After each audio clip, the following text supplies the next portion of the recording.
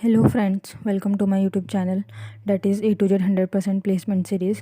तो आज हम क्या करने वाले हैं अपने इस वीडियो में, हम ये देखेंगे कि आपको एज अ फ्रेशर कौन सी लैंग्वेज करनी चाहिए, सी करनी चाहिए या फिर C++ करनी चाहिए, और जो कि आगे जाके आपको हेल्प भी करे मोस्ट ऑफ द लैंग्वेजेस में। So let's start. तो आपके मन में बहुत सारे क्वेश्चंस होंगे कि मैं फ्रेशर हूँ, मैं फ़र्स्ट ईयर में हूँ या मैं सेकंड ईयर में हूँ, तो मैं कौन सी लैंग्वेज करूँ, मैं सी से स्टार्ट करूँ या फिर C++ से स्टार्ट करूँ। और ये भी सोच रहे होंगे कि मैं ऐसी लैंग्वेज करूँ कि जो मेरे आगे प्लेसमेंट में भी काम आए। तो जैसे कि आपने थंबनेल देखा ही होगा, आज हम बताने वाले हैं कि मैं क्या चूज़ करूँ, सी करूँ या C++ करूँ। तो इसका आंसर मैं आपको इसकी एडवांटेजेस और डिसएडवांटेजेस, कुछ सिमिलैरिटीज़ और कुछ डिफरेंसेस, ये सब भी बताऊंगी।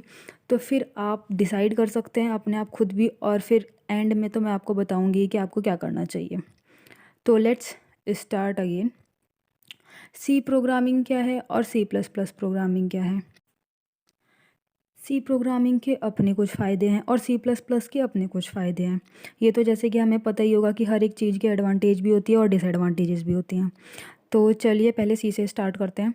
तो सी हमें क्यों पढ़नी चाहिए, जैसे कि ये फर्स्ट डिस्कवर कौन सी लैंग्वेज हुई थी, सी ही हुई थी। सब कुछ जो हम पहले प्रोग्रामिंग करते थे अपनी वेबसाइट्स में, जो एक्सटेंशंस करते थे, वो भी सी की हेल्प से ही होता था, सी लैंग्वेज की हेल्प से। तो सी के कुछ ज़्यादा ही एडवांटेजेस हैं, जैसे कि सी कहाँ कहाँ यूज़ होता है, कंपाइलर डेवलपमेंट में, ऑपरेटिंग सिस्टम में भी यूज़ होता है। आपका जो स्मार्टफोन है उसमें ऑपरेटिंग सिस्टम जो है उसमें भी सी ही यूज़ किया गया है। डेटाबेस को बिल्ड करने में भी सी ही योगदान देता है। जैसे अब इंटरनेट ब्राउज़र्स होते हैं, उसमें क्या, उसके उसके अंदर जो एक्सटेंशंस होते हैं उसमें भी हम सी का ही प्रयोग करते हैं। बहुत सारी चीज़ें हैं जैसे उसमें जिसमें कि सी ही यूज़ होती है। एम्बेडेड सिस्टम्स हो जाते हैं, उसमें भी सी यूज़ होता है। लेकिन C++ प्रोग्रामिंग भी बहुत अच्छी अच्छी जगह यूज़ होती है, क्योंकि उसमें आपके पास ऑब्जेक्ट ओरिएंटेड केसेस आ जाते हैं। ऑब्जेक्ट ओरिएंटेड प्रोग्राम्स होते हैं, जैसे कि polymorphism, inheritance, encapsulation, objects and classes, ये सारी चीज़ें आ जाती हैं उसमें। तो मैं जो ज़्यादा प्रेफर करती हूँ, जो मैंने स्टार्टिंग में अपने करा था, वो मैंने सी से ही स्टार्ट करा। सी एक बेसिक लैंग्वेज है, क्योंकि सी लैंग्वेज से ही सारी लैंग्वेजेस डिराइव हुई है। जैसे पाइथन है, पाइथन का जो सोर्स कोड होता है उसमें भी सी का ही कंट्रीब्यूशन है। आप कंपाइलर डिज़ाइन करेंगे फ्यूचर में जाके तो उसमें भी सी का यूज़ होता है। मतलब सी में ऐसे सिंटेक्स, ये चीज़ें पढ़ा जाता है जो आप आगे किसी लैंग्वेज में नहीं सीख सकते। और सी बहुत एक अच्छी लैंग्वेज है क्योंकि इसमें पॉइंटर्स का यूज़ बहुत अच्छी तरह से होता है। अगर आपने ये यूज़ कर लिया, ये सीख लिया, और प्लस इसके साथ डेटा स्ट्रक्चर भी होता है, तो दोनों का कॉम्बिनेशन बहुत अच्छा होता है। Now move to the next slide, that is what are the differences between C and C++।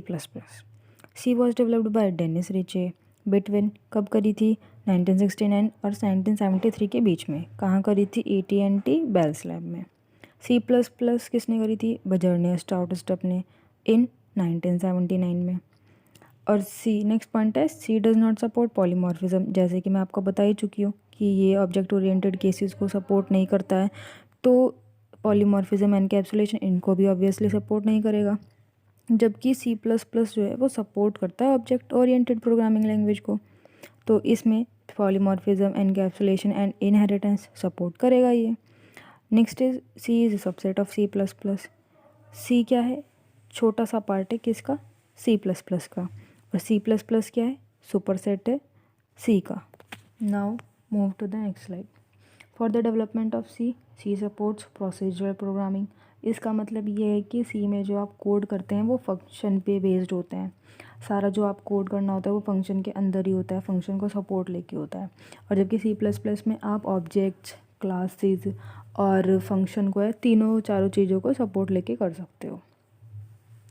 सी सी जो है वो आप इजीली लर्न कर सकते हो, क्योंकि स्टार्टिंग फेज़ है आपकी, फर्स्ट ईयर में आप तो इजीली ग्रैब कर पाओगे सी के जो सिंटेक्सेस होते हैं।